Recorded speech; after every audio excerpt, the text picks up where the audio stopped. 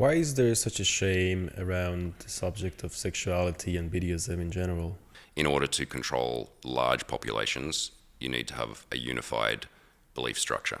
It's just the way it has to be. Otherwise, it's tribal, right? So at a tribal level, then people can be, let's say, and I don't want to be too noble savage about it, but theoretically at a tribal level, you can have more autonomy. But once you start not being able to know everyone in the tribe, because there's 1,000, there's 5,000, there's 10,000, right? Then we create city states. And so then belief structures have to be in place. And so that's where those types of organized, top-down hierarchical religions have formed since back in Sumer.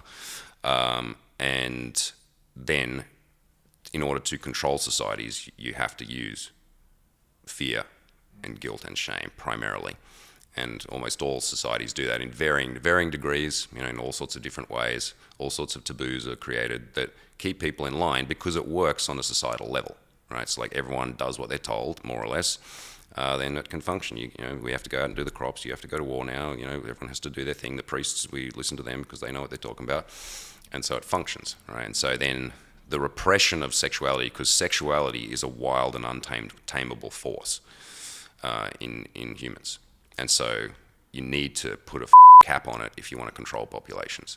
And so that's happened all throughout history, mostly on women, but also on men, in differing ways.